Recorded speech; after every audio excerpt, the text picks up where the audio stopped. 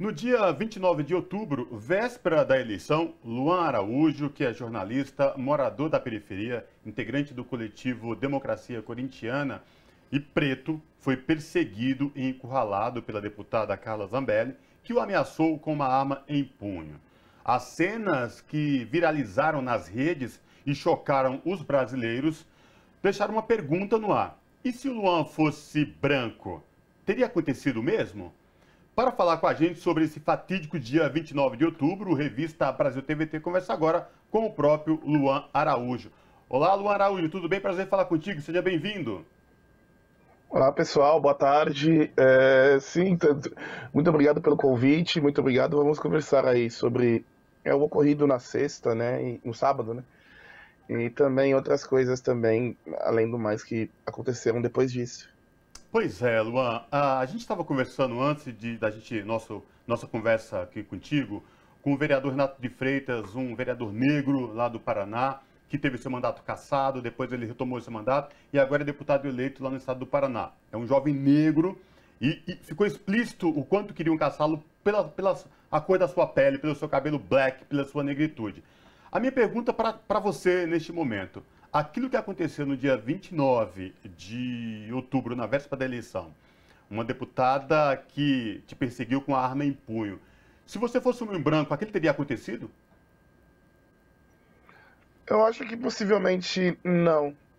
Eu acho que possivelmente não. Eu acho que, como eu até comentei no depoimento e tudo mais, eu não estava ali representando nem o partido, eu sou filiado ao Partido dos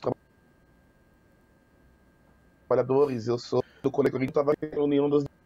Eu estava como um cidadão que passou por tudo que aconteceu no Brasil desde o golpe, né? Desde o início das manifestações golpistas lá em 2013, 2014, em 2016, depois do golpe contra Dilma, e esses 4 anos que foram talvez os piores assim do Brasil como nação. Como nação a gente virou pária, a gente todo mundo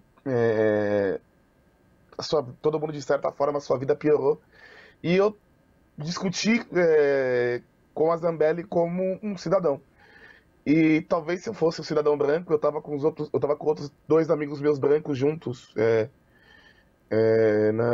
na ocasião, e eles não foram perseguidos. O perseguido foi eu, no caso, né? Então acho que talvez se eu fosse um homem branco, talvez o tratamento seria diferente, por causa que isso faz parte mesmo do racismo estrutural aqui nesse país.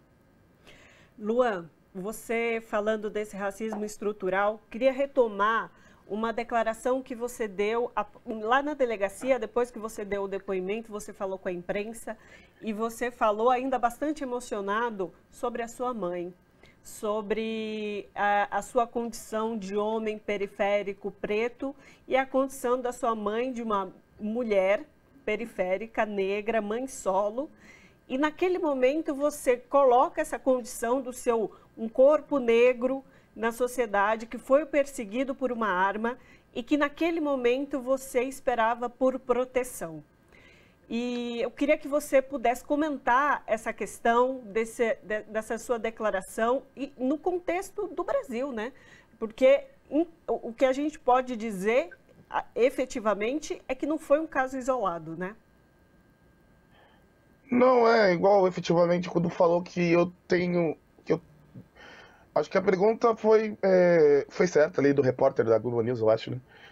Que falou se eu senti que eu sofri racismo ali. Não, eu sofro racismo. Não é que eu sofri racismo ali, especialmente naquela ocasião. É algo normal, é algo inerente à minha vida mesmo. É algo inerente à minha vida. Se não fossem incentivos sociais, eu não teria feito faculdade, não teria virado jornalista. E mesmo dentro da minha carreira de jornalista, eu talvez não tenha tido oportunidades que outros amigos meus brancos e com melhores condições que eu tenham tido, por conta da minha condição social e por conta da minha cor. E eu acho que isso é inerente, isso eu sofro todos os dias. Então não é que eu sofri racismo, uma ação racista ali.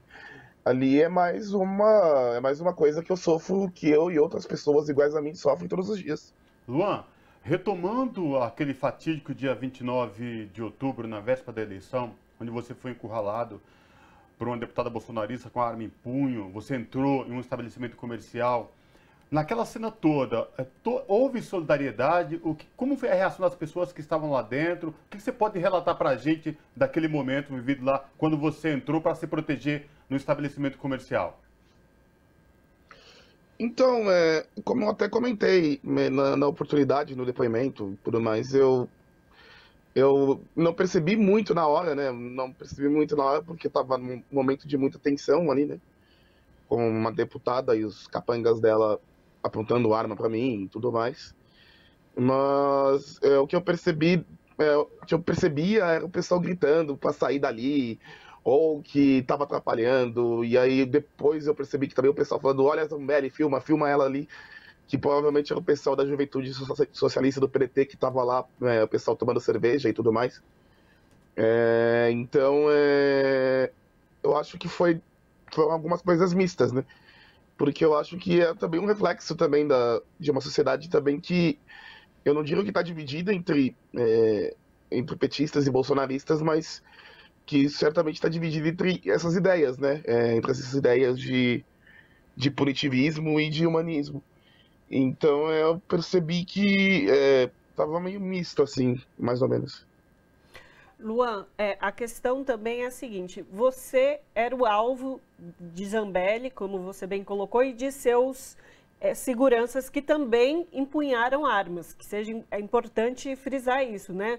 Eles também empunharam armas nesse momento. A questão também é que no entorno haviam muitas pessoas, havia comércio aberto, haviam pessoas entrando e saindo de moradias, de apartamento, e ela se desloca por um trajeto comprido com a arma em punho. Como que você avalia essa ação, essa ação de Zambelli de empunhar uma arma em meio a uma comunidade que estava ali vivendo, tendo você como alvo, mas também podendo atingir e ferir qualquer outra pessoa que ali estivesse passando por ela, né? Eu acho até estranho, né? Porque no caso eu moro na periferia de São Paulo, né? Não é nem minha comunidade, não era nem minha comunidade, era um bairro nobre, era nos Jardins. E eu ainda estou, né? Pra falar a verdade, né? É realmente muito assustado, né? Com tudo isso, porque você não imagina isso, nem você não sai de casa nem imaginando ser assaltado por alguém na rua. E ainda mais numa discussão mesmo, numa discussão.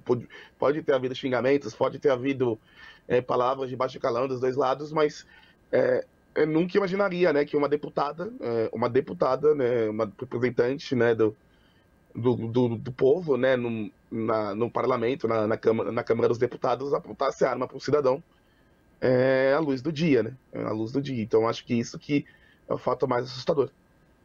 Luan, para finalizar, você é jornalista, você é integrante de um coletivo chamado Democracia Corintiana, que lutou por democracia, lutou contra a ditadura desde a sua história. Atletas, jogadores do clube se posicionaram lá atrás, na época das diretas já, e tem esse coletivo muito forte. Como que foi a reação deles quando perceberam que era você que estava sendo vítima de tudo aquilo que aconteceu? Como que o coletivo Democracia Corintiana se posicionou? Não, foram super receptivos. Quando souberam, no momento, já vieram falar comigo. Eu tinha ido para outro lugar, né? Para evitar ficar lá no auge ali da confusão, do fervo. Eu já chamaram advogados e já chamaram outros representantes de movimentos sociais, do movimento negro. Então foi um suporte que foi importantíssimo para mim, até para me encorajar a ir na delegacia e fazer o BO, coisa que na hora eu não estava querendo, com muito medo, assim. Então eu acho que foi fundamental esse suporte para que eu pudesse tomar coragem de ir na delegacia, de fazer o BO, de contar o que aconteceu na minha versão, para que não ficasse só a narrativa deles, né? A narrativa deles, que a gente sabe que é enviesada e tudo mais. Tá certo, então. Luan, conversamos com o Luan Araújo, que é jornalista e integrante da Democracia Corintiana. Luan, a gente agradece demais a sua participação, esse depoimento que você pôde fazer para nós e mais uma vez esclarecer sobre esse fato, sobre esse fatídico dia onde esse caso aconteceu e que até hoje a gente está estupefato com o que aconteceu. Muito obrigado, pessoal. Muito obrigado mesmo. E também eu ainda estou um pouco assustado com tudo isso, com toda a repercussão, mas acho que as coisas vão voltar ao normal aos poucos. Abraço. Abraço.